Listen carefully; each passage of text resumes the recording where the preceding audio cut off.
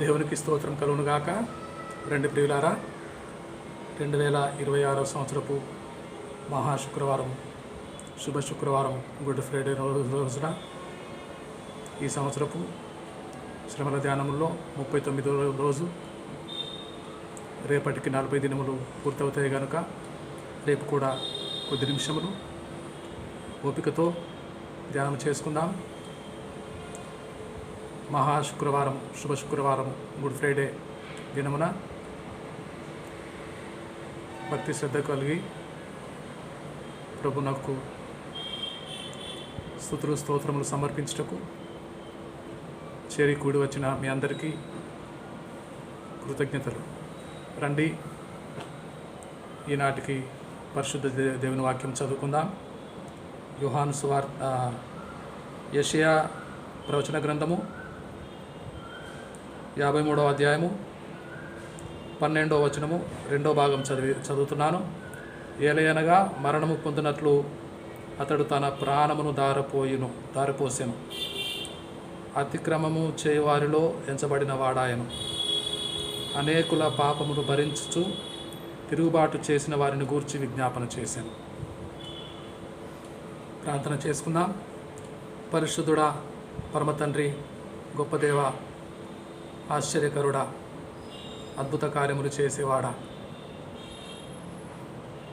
నీ పరిశుద్ధ ఘనమైన నామమునకు దీనుడమైన మేము స్తుతించి ఆరాధించి స్తుతులు స్తోత్రాలు చెల్లించుటకు ఇదిగో నేడున్నట్టుగా సజీవులమై ఈ 2026 సంవత్సరపు శుభ శుక్రవారం దినమున, మహాదినమున, ఘనమైన శుక్రవారం దినమున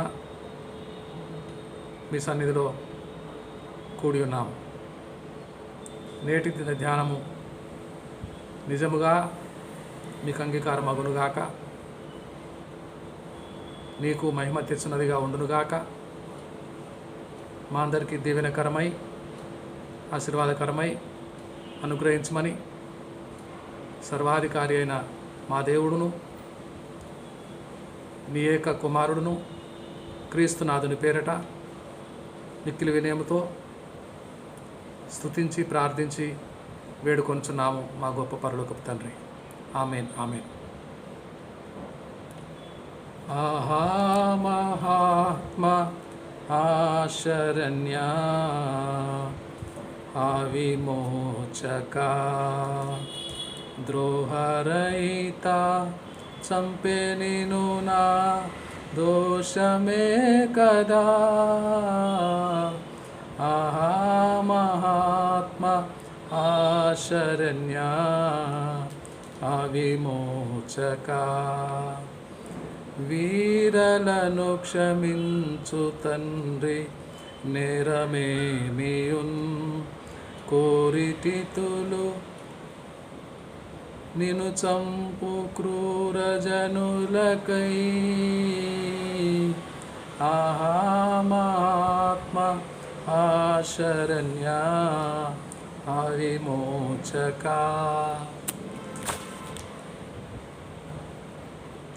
క్రీస్తు మనందరి ప్రభు ఆ కలువరి శిలువ మానుపై ప్రాణము దారపోయే సమయం వచ్చింది. ఆయన చివరిసారిగా శిలువలో పలికిన సప్త స్వరాలను కోటానుకోట్ల మందిగా ఈనాడు ఆయా మందిరాలలో చేరి ధ్యానించటకు సిద్ధమవుతున్నారు. ఇది ఒకని మరణదినము ఏ విధంగా శుభకరం అవుతుంది అని అనేకులకు అనుమానములు ఉన్నాయి. మన ప్రభు మనందరి పాపముల కొరకు మరణించిన గొప్ప శుభదినం, మంచి శుక్రవారం, గుడ్ ఫ్రైడే అనగా మనమందరము పాపులమై ఉన్నప్పుడు సైతము దేవుని ప్రేమ, దేవుడు లోకమును ఎంతో ప్రేమించి కాగా ఆయన తన అద్వితీయ కుమారుని యందు విశ్వాసముంచు ప్రతి వాడును నశింపక నిత్య జీవము పొందినట్లు ఆ యేసు ప్రభుల వారిని మెస్సేయ అని అనుగ్రహించాడు. దేవుని ప్రేమను బట్టి ఆయన చనిపోయిన దినం మనందరికీ మహాశుక్రవారమే, మంచి శుక్రవారమే. I repeat once again, it is Good Friday. కొంతమంది అపహాస్యము చేసేవారు ఈ రోజుకు అపహాస్యం చేస్తుండవచ్చుగాక, కానీ మనందరికీ క్రీస్తును నమ్మిన నిజభక్తులందరికీ, క్రైస్తవ విశ్వాసులందరికీ మహాశుక్రవారం, గుడ్ ఫ్రైడే మంచి శుక్రవారమే.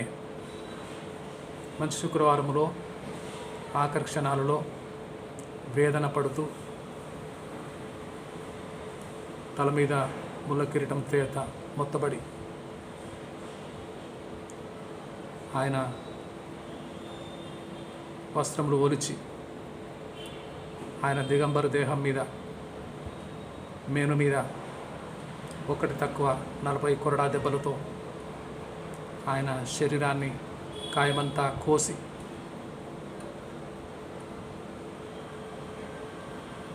ఆయన మీద ఉమ్మివేసి నేరగాడైనట్టుగా అపరాధం చేసిన వారిలో ఒకడుగా ఎంచబడి అనేక వందల సంవత్సరాలుగా, ఇంచుమించు 700 సంవత్సరాలుగా ప్రవచనాలు చెప్పబడి, అంతకుముందే ప్రవచనాలు చెప్పబడి,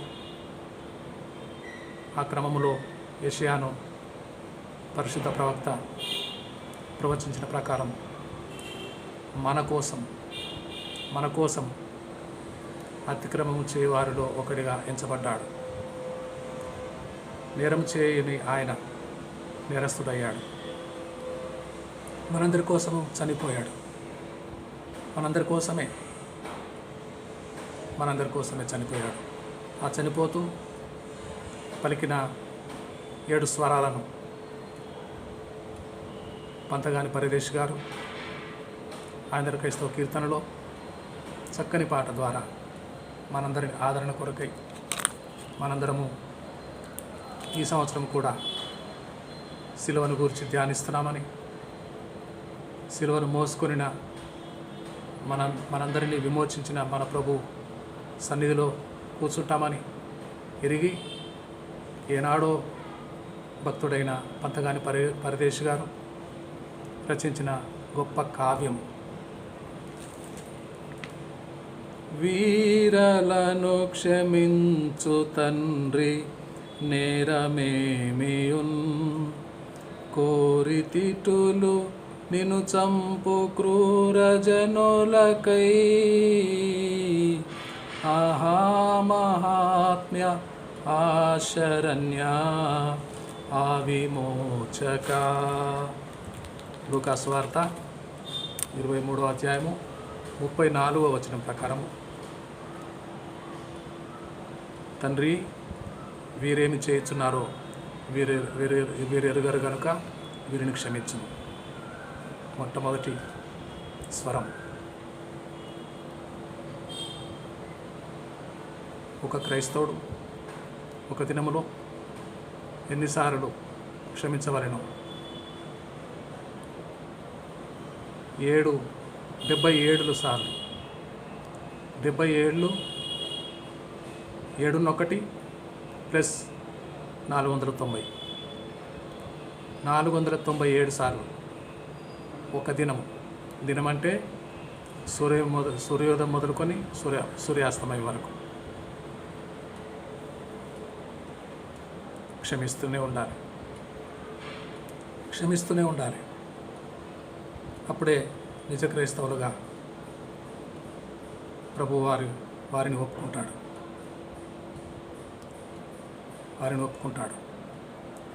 దేవునికి స్తోత్రం కలుగునుగాక. ఈ మనస్సు, క్రీస్తు కలిగిన మనస్సు, ఈ మంచి మనస్సు క్రీస్తును వెంబడించే వారికి అందరికీ, క్రీస్తు కలిగిన మనకందరికీ ఈ గుణమే క్షమాగుణం. 7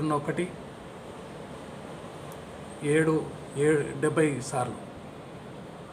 7 + 490 497 టైమ్స్ ప్రతి క్రైస్తవ విశ్వాసి ఒక దినం ముగిసేలోగా క్షమిస్తూనే ఉండాలి అని గొప్ప క్షమాపణ అనే మనసు కలిగిన మన ప్రభు, మన ప్రియ యేసునాథుని మాట పాటించబద్ధులమై ఉన్నాం. దేవునికి స్తోత్రం కలుగునుగాక. రెండో మాట దేవుని వాక్యంలో చదువుకొని లూకాసు వార్త 23వ అధ్యాయము 43వ వచనం ప్రకారం, నేడు నీవు నాతో కూడా ఉండు, నేడు నీతో నాతో కూడా ఉండు.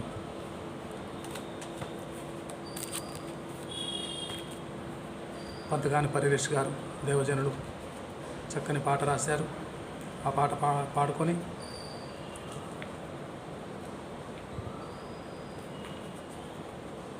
వీరలను క్షమించు తండ్రి నేరమేమియున్,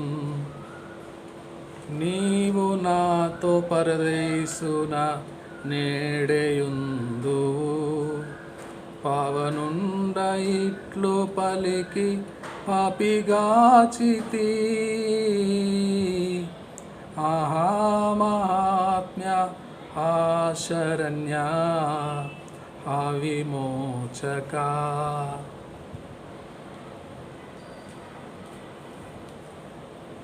ఆ బందిపోట్లు దొంగలు ఇద్దరు సమాన నేరం చేసిన వాళ్ళే, ఇద్దరు బందిపోటు దొంగలే. పరిశుద్ధ బైబిల్ గ్రంథంలో ఇద్దరిని గురించి రాయబడింది. ఇద్దరు బందిపోటు దొంగలే. అతను కుడివైపున ఉన్న దొంగ. లేదురా, మన ఇద్దరికి ఈ శిక్ష, కఠిన శిక్ష భరించుటకు మనం యోగ్యులమే. ఆయన నీతిమంతుడురా, ఆయన ధర్మాత్ముడురా, ఆయన పరిశుద్ధుడురా. మనకిద్దరికి తగిన శిక్షనే మనం అనుభవిస్తున్నాంరా. కానీ ఆయన నీతిమంతుడు.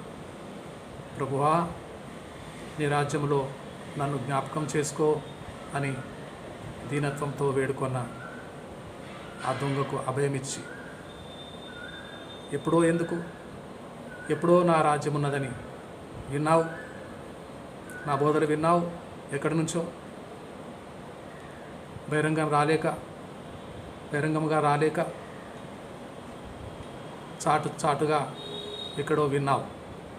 అయితే నాకు రాజ్యం ఉన్నది, నేను నా రాజ్యంతో మరల వస్తానని నమ్ముతున్నావు కనుక ఈనాడే నాతో కూడా, ఈ క్షణమే తక్షణమే నీవు నాతో కూడా పరదేశంలో ఉండు. ప్రియులారా, ఆ దొంగకు బాప్తిస్మము ఎక్కడిది? రక్షణ, మారు మనసు, సాక్ష్యం ఎక్కడిది? చివరిలో దేవుని రాజ్యం కోరుకున్నాడు. దేవుని రాజ్యములో ఉండే భాగ్యం కోరుకున్నాడు. ఈనాడు మనకందరికీ చివరి అవకాశంలో వెంబడి అవకాశం ఎన్నో పోగొట్టుకున్నాం. ఈనాడు చివరి అవకాశం. వస్తావా? ఆయన రాజ్యంలో ఉంటాం. వస్తావా ప్రియుడా, ప్రియ చెల్లి, ప్రియ అమ్మ, ప్రియ సోదరి, రా. ఈనాడే ప్రభువును ఒప్పుకో, రక్షకుడిగా అంగీకరించు. రేపు దేవుని రాజ్యంలో ఉంటాం. దేవునికి స్తోత్రం కలుగునుగాక. మూడో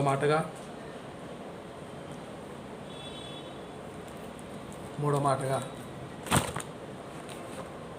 యోహాను సువార్త 19వ అధ్యాయము 27వ వచనం. అమ్మా, ఇదిగో నీ కుమారుడు. అమ్మా, ఇదిగో నీ కుమారుడు.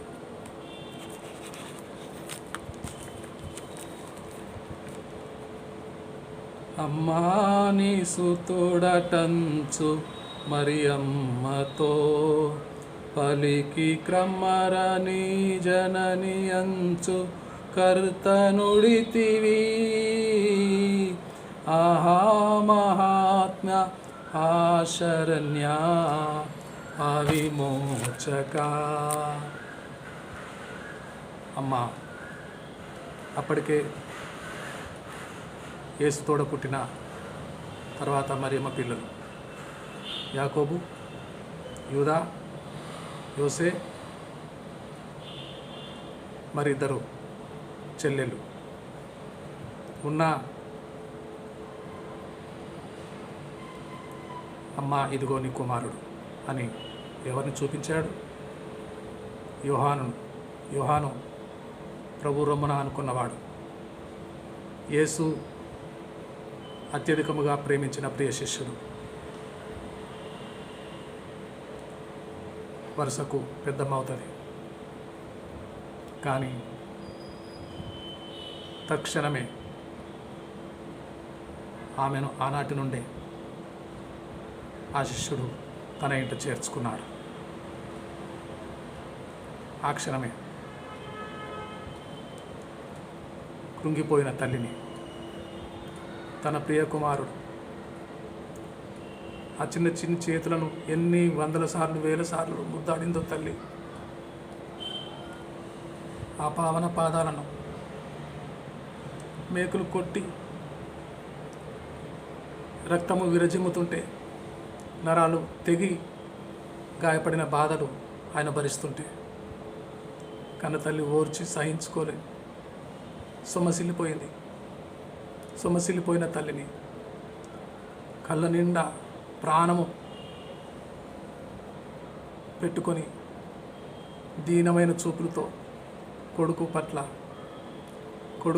పొందుతున్న ఆ బాధను, వేదనను, ఆ ఘోర శిలువ మరణం అనుభవిస్తూ ఉండగా సొమ్మసిల్లిన స్థితిలో అమ్ముంటే, అమ్మా ఇదిగో నీ కుమారుడు అని అప్పగించాడు. ఆ శిష్యుడు ఆ గడియ నుంచి అమ్మను ఇంట్లో చేర్చుకున్నాడు.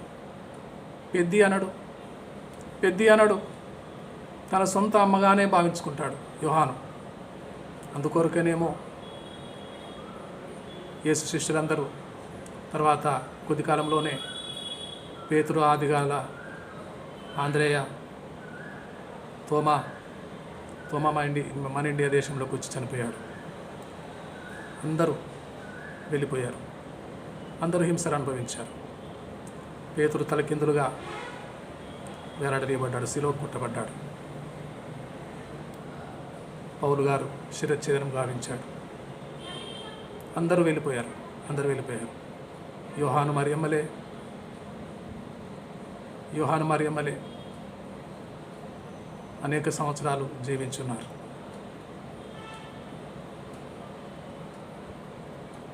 ఎన్ని సంగతులో, ఎన్ని ఊసులో ప్రభుల వారి గురించి బాల్యదేశం నుంచి ఆ కొడుక్కి, యేసుకు బదులుగా దేవుడిచ్చిన కొడుకు యోహాను గారు చెల్లి కొడుకు. ఇక పెద్ది అనడు, పెద్దమ్మ అనడు, సొంత అమ్మలాగే చూసుకుంటాడు. ఎంత చెప్పినా యేసన్న అంటే, యేసయ్య అంటే, యేసు అన్ననే కదా, యేసయ్య అంటే ప్రాణం, ప్రేమ. ఆ యేసన్నని గురించి ఇంకా చెప్పమ్మా ఎన్ని ఈ రోజులు చెప్పిందో ప్రభుల వారి బాల్యదశలో నుండి ఒక్కొక్క రోజు ఒక్కొక్క పూట ఎలా గడిచిందో అన్ని ఊసులన్నీ చెప్పి, అన్ని సంగతులు చెప్పి అనేక దినములు యోహానుకు అమ్మ అయింది. అమ్మా ఇదిగో నీ కుమారుడు, పోయి స్నేహితుడా నీ తల్లి. ఆ శిష్యుడు ఆ క్షణము నుండి తన ఇంట చేర్చుకొనెను. దేవునికి స్తోత్రం కలుగును గాక. 4వ మాట, 4వ మాట, ఏలీ ఏలీ లామా సబక్తానీ, నా దేవా నా దేవా నా చేయి ఏల విడిచితివయ్యా, నా చేయి ఏల విడిచితివయ్యా.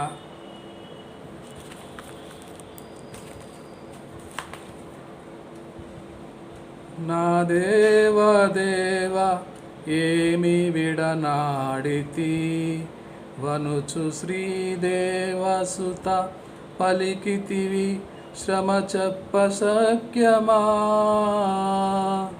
ఆహా మహాత్మ ఆశరణ్య విమోచక.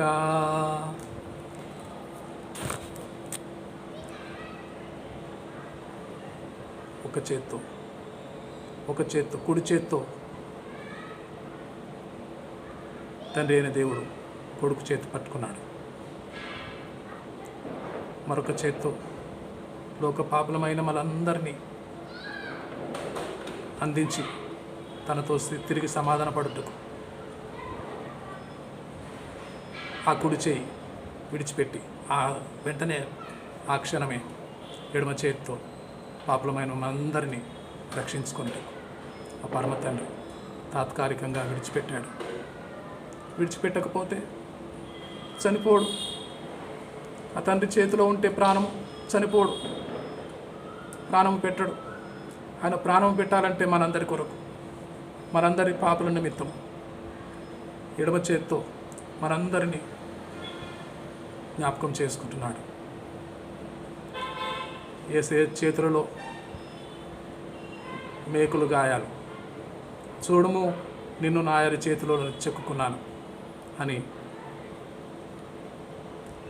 వాక్యము నెరవేరునట్లు ఆ గాయములు చూచినప్పుడల్లా, యేసు చేతిలో అరచేతిలో కొట్టబడిన గాయాలు చూచినప్పుడల్లా ఆ గాయాల్లో మన ముఖం కనిపిస్తుంది. ఆ గాయములలో, ఆ పచ్చి గాయములలో, రక్తం ఓడుతున్న గాయములలో నీ ముఖము నా ముఖము కనబడుతుంది. అంతగా నా దేవా నా దేవా నన్ను ఏమి విడిచితివయ్యా, నన్ను ఏల విడిచితివయ్యా. తర్వాత మాట,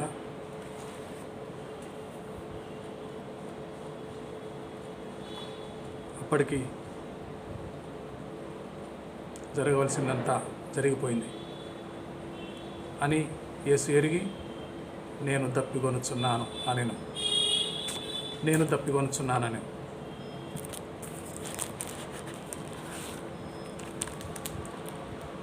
దప్పికొనుచున్నానటంచు చెప్పితివి గదా, ఇప్పగిదిని బాధ నొందనేమి నీకు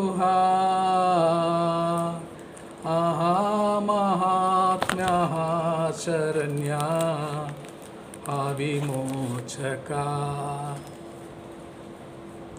జీవజలముల ఊట, జీవజలముల ఊట మన రక్షకుడు. అలాంటి మన ప్రభువుకే దాహం కొన్నాడు, తప్పికొన్నాడు. సుమారు 20 గంటల కంటే అధికముగా సమయమైంది. ఒక్క చుక్క నీరు తాగి ఎరగడు. ఒక్క కొట్టబడిన కొరడాలతో గాయపరిచిన రోమా సైనికుల ద్వారా కొట్టబడిన, చీల్చబడిన, కోయబడిన కాయము మేనంతా, రక్తమంతా కారిపోయింది. రుధిరము దారలుగా పోతూ ఉన్నది. ఆయన పరిశుద్ధ శిరస్సులో నుండి ఆయన బాడీ అంతా అరకాళ్ళ వరకు రక్తమంతా కారిపోతున్నది. ప్రియులారా, మా అమ్మ రోజమ్మ మా ఊరిలో ఒక మనిషిని చంపివేశారు. అప్పుడు చిన్న బాలుడను ఒక కర్రముక్క దగ్గరికి వచ్చి తల నానించుకొని చంపుతున్న వారిని దాహం దాహం దాహం దాహం దాహం అని అడుగుతున్నారు. అప్పుడు ఎవరు దాహం తీర్చే వాళ్ళు లేరు. కఠినాత్ములు, క్రూరమైన మనుషులు, చంపేవాళ్ళు ఎవడు దయ తలుస్తాడు? నరికి చంపేవాళ్ళు ఎవరు దయ తలుస్తారు? ఒక చేయి నరికి కుడి చేతిలో, ఎడమ చేయి నరికి కుడి చేతిలో పెట్టారు, కాళ్ళు తెగ నరికేశారు. ఆ వ్యక్తి దాహం దాహం దాహం దాహం అన్నాడు. దాహం అంటూనే చనిపోయాడు. చిన్ననాడు నా తల్లి చూపించిన ఆ దృశ్యం, రక్తమంతా కారిపోతుంది. దాహం గోలుచున్నాను.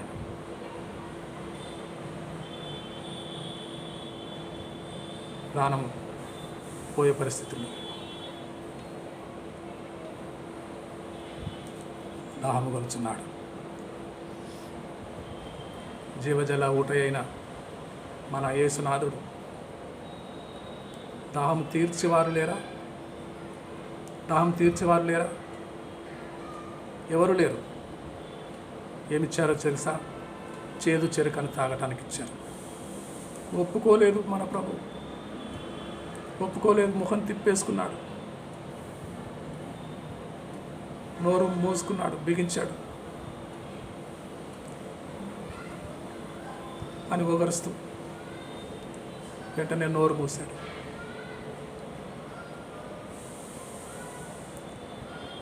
ఆరో మాట,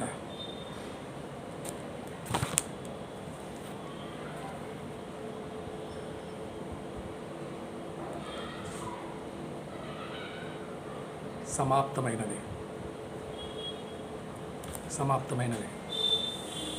ఒక ఆకాశము నలుమూలల వ్యాపించిన గొప్ప కేక, గొప్ప అరుపు, గొప్ప శబ్దము.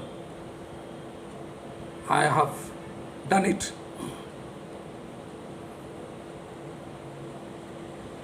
ఎవరెస్ట్ శిఖరంను ఎక్కిన మన పిల్లలు, వీరేశుడు Tenzing Norgay first time Everest శిఖరం ఎక్కిన సహోదరుడు. I have done it, I have done it. ఎంత సంతోషము! అట్టహాసముగా కేక. సమాప్తమైనది.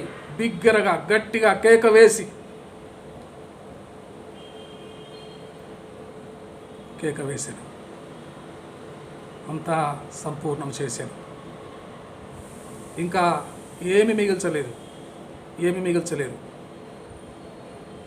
మనము పొందవలసిన బాధ యావత్తు సంపూర్ణముగా ఆయన భరించేశాడు.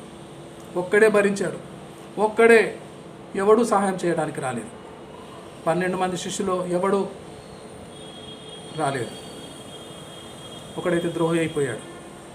ఒకడు స్వామి ద్రోహం చేసి అమ్మేసుకున్నాడు మన ప్రభుల వారిని. అయితే ఒక్కడే దీశాలిగా, ధైర్యముగా అంతా సంపూర్ణం చేశాడు. ఇక ఏ మాత్రము వీసమంతా కూడా మనకు మిగిలిచి పెట్టలేదు. ఉచితముగా ఆయన వెల చెల్లించి, ఆయన ప్రాణమంతా దారిపోసి ఉచితంగా ఈ రక్షణను మనకిచ్చాడు. ప్రియులారా, ఇంత గొప్ప రక్షణ, ఎంత గొప్ప రక్షణ, ఎంత గొప్పది మనం పొందిన రక్షణ. నిర్లక్ష్యం చేస్తే తప్పించుకుంటామా? ఈ రక్షణను నిర్లక్ష్యం చేద్దామా? నిర్లక్ష్యం చేసిన ఎడల తప్పించుకోవడానికి వీలున్నదా? సముద్రంలో దాగుకున్న సముద్రము ఆ దినమున యేసయ్య న్యాయపీఠం ఎదుట సముద్రం తీసుకొచ్చి దానిలో ఉన్న మృతులను ఇక్కడున్నారు. పాతాళములలో, ఆకాశం అంతరిక్షములో దాక్కున్న, ఎక్కడ దాక్కున్న పంచభూతాలలో అవన్నీ వాటిల్లో దాగుకున్న మృతులను తీసుకొచ్చి సజీవులుగా చేసి యేసయ్య పాదాల యొద్ద నిలబెడతారు.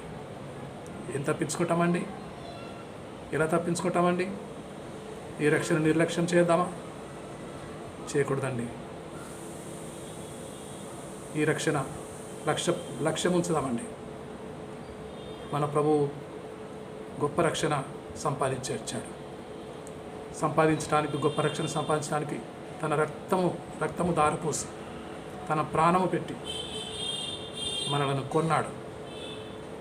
అమూల్యమైన రక్షణ మనకిచ్చాడు. 7వ మాట,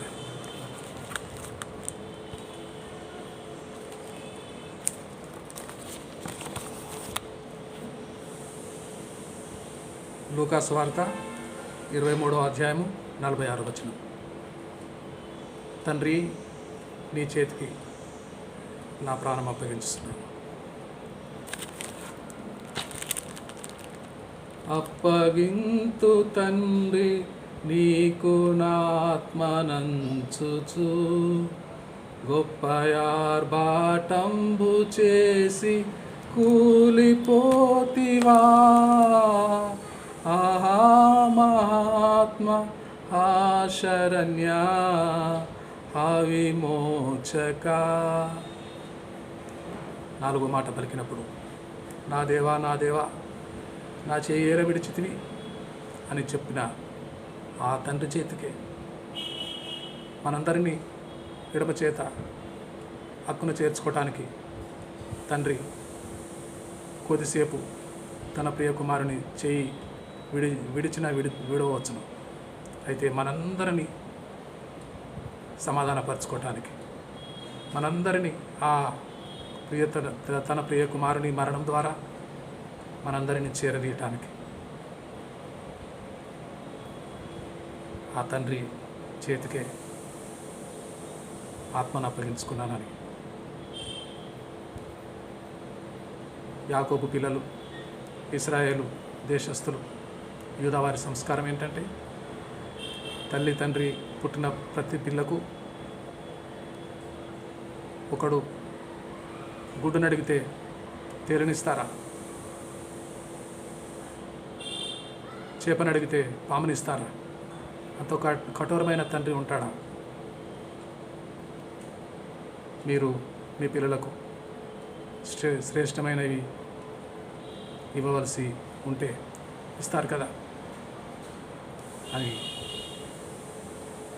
మన ప్రభుల వారు మనకు నేర్పించినట్టు, మన యేసయ్య బోధించినట్టు,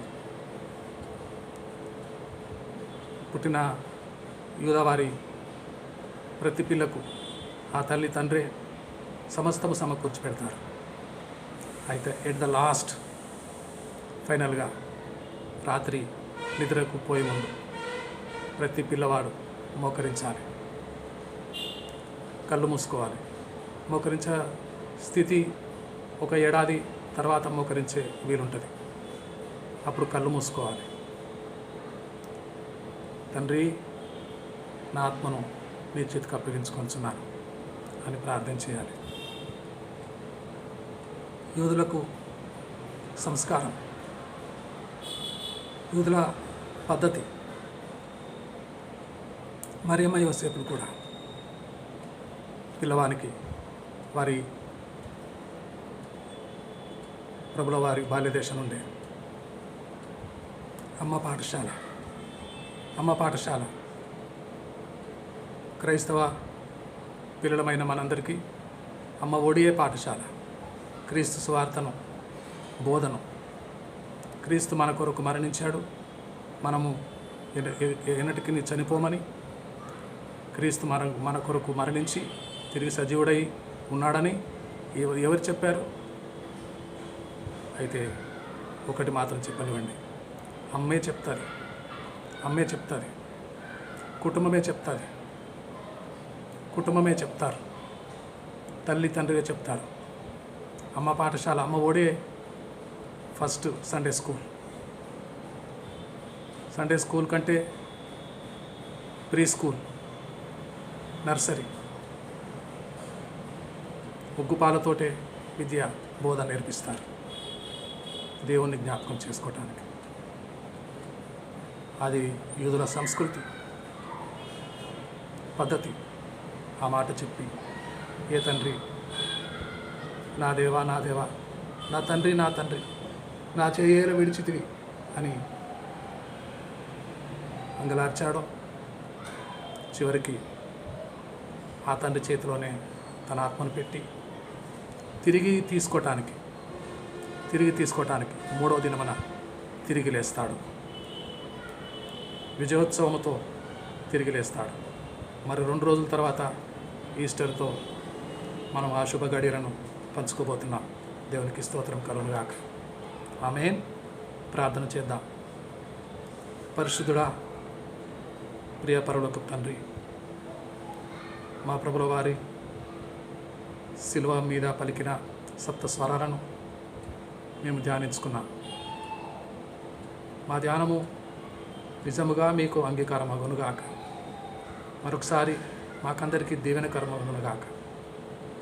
మాకు విమోచకుడు రక్షకుడునైనా మా ప్రియ ప్రభుల వారు అతి పరిశుద్ధమైన నామమున ప్రార్థించి వేడుకొంచున్నాము మా గొప్ప పరలోకపు తండ్రి. ఆమేన్. ఆశీర్వాదం మన తండ్రి అయిన దేవుని ప్రేమ, మన ప్రభు క్రీస్తునాథుని కృప, కనికరమును, పరిశుద్ధాత్మ ఆదరణ, అన్యోన్య సహవాసము, నిత్యక్షేమము, కాపుదల, భద్రత ఇది మొదలుకొని యుగాంతం వరకు మేఘముల మీద ఆకాశ మండలంలో మనం ఎత్తబడే వరకు సార్వత్రిక సంఘములన్నిటితో కూడా